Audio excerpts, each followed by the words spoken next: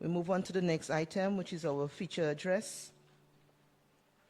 Phoenix Belfield is an economist, a leader and motivational speaker, and is recognized as one of the most prominent voices advocating for credit unions nationally and regionally. He is a radio personality and host of the program Cooperative Voice, highlighting the role of the cooperative movement in fostering socio-economic development in Dominica.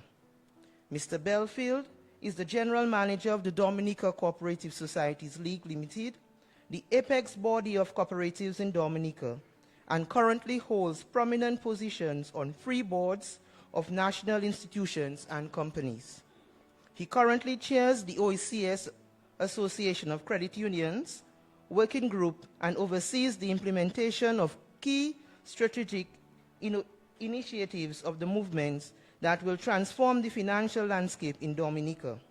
He is a firm believer that the credit unions are the answers to every jurisdiction effort to achieve significant progress in the attainment of the Sustainable Development Goals.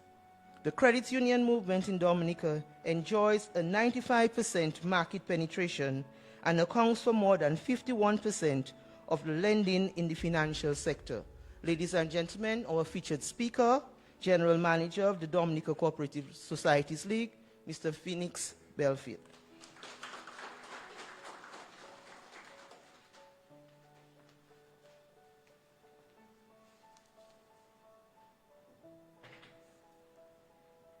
Pleasant good evening to everyone. Thank you very much, Madam Chair. The two most important days of your life are the day that you're born and the day that you find out why. And that's according to Mark Twain. Tonight I have the distinct pleasure of speaking to you for the next 300 seconds. At least that is what I was told. But more important than those 297 seconds that I have remaining is the purpose for which we are here tonight. And here we're here to talk about creating a legacy and building something that is going to outlive our tenures in office. One of the things that really impacts me, not only about JCI, but the whole aspect of leadership, is that the greatest test of leadership is not whilst you're in leadership, is when you're gone. And that is the testament of your legacy. Are you creating leaders after you? Or is the organization only alive when you're there? And this, I believe, Madam IPP and Madam President-elect, are the key fundamentals in defining leadership and building a legacy. We have, as people of interest, as resource persons, to use our talents and our abilities to impact our world. And many a times, you'll find that you'll be asking yourself, how is it that little me can impact in a meaningful way? And a lot of times we are daunted by the task ahead of us. I heard the sentiments of the immediate past president and how challenging it was. And I say to this, if the mountain was smooth, we could not have climbed it.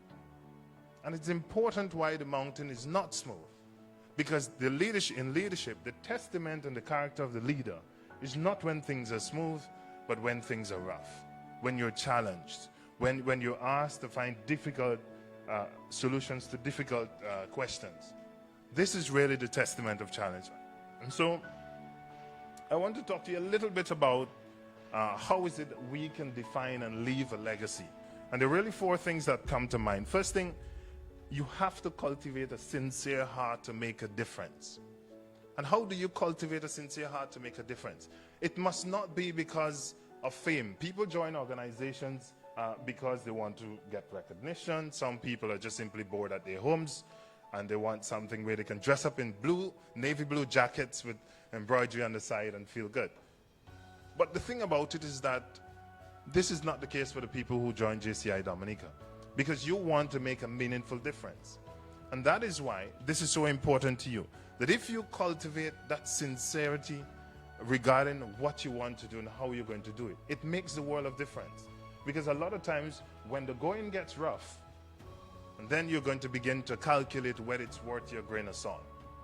But if you're doing it for the sake of doing it, like Mahatma Gandhi and Mother Teresa, and even Sister Alicia de Tremere, who started the credit union movement here over 65 years ago. And she did that simply because she wanted to improve thrift amongst the citizens here. She wanted us to build a culture. And at that time, only the commercial people, the people with small businesses, can get loans. The average man could not have gotten a loan. And she said, listen, let's come together. And she started with women. She said, let's come together and build a society between ourselves where we can pool our resources and help one another. And was she thinking about fame? Absolutely not, because she came from Belgium. But now, 60-something years after, we are still building on that legacy, not only here in Dominica, but also in the Caribbean. And why is that so?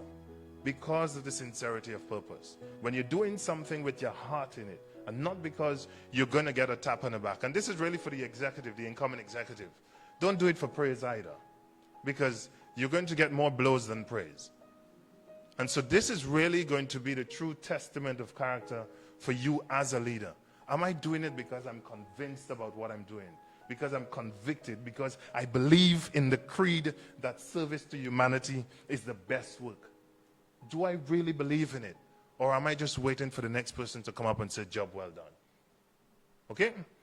The next thing we want to do is to build around the talents. You're executive. Everybody, you're unique in your own different ways. And a lot of times we might hope that somebody's something different. But the sum of the talents is greater than the individual talent itself.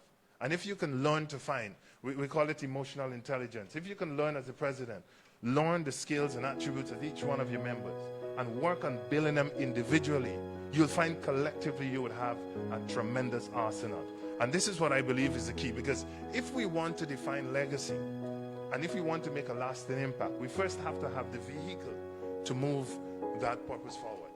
And this is how we do it. We start with leadership. We start with a team, empowering our team, empowering those who have to lead, empowering those to do their job. Give them the equipment that they need and the support so that they can push forward. A couple of things that you'll also want to consider in building a legacy. And a lot of times we prematurely believe that legacy is something that is automatic, or it's God-given. It's something that is in it, that we can just simply be appointed to a position and automatically this thing flows. No, it doesn't happen like that. First, you have to get conviction. But one of the other things I believe that helps us to build a legacy is selflessness. And a lot of times we are doing something that we consider not to be so significant, but we do not know until we're no longer there. And that is where the legacy is. When you're no longer there, what happens to the work? And there was this lovely story about this young boy. A storm had just passed up and they washed a lot of starfishes onto the shoreside.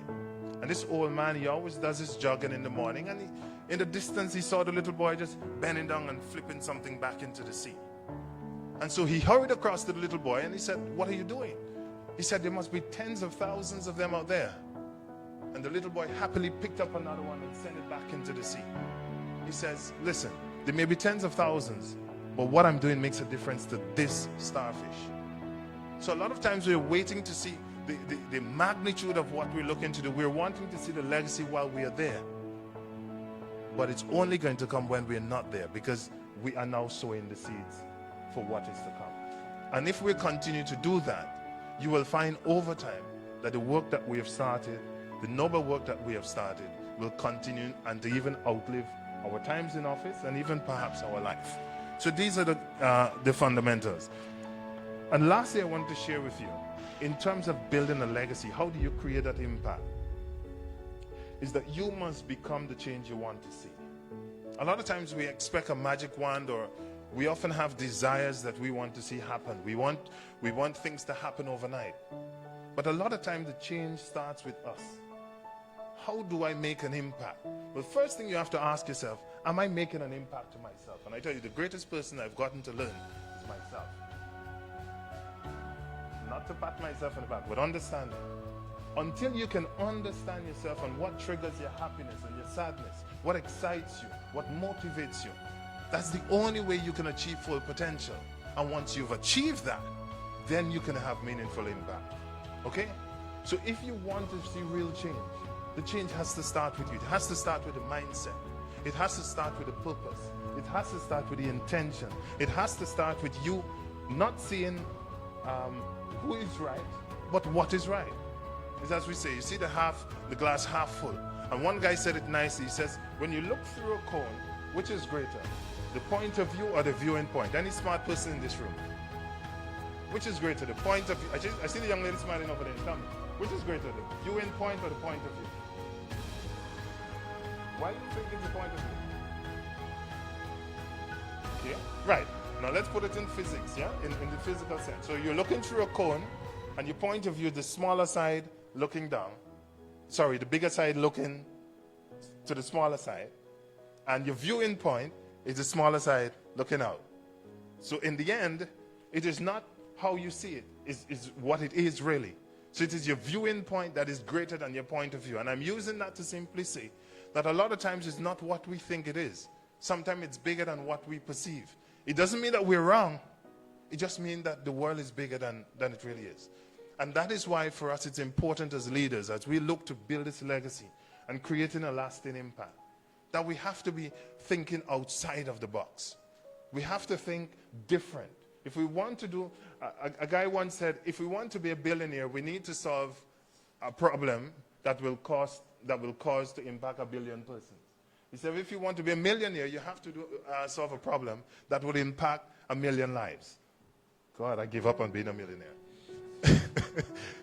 But, you know, the simple point of this thing is that if you want to create a legacy and leave a meaningful impact, the change must start from inside.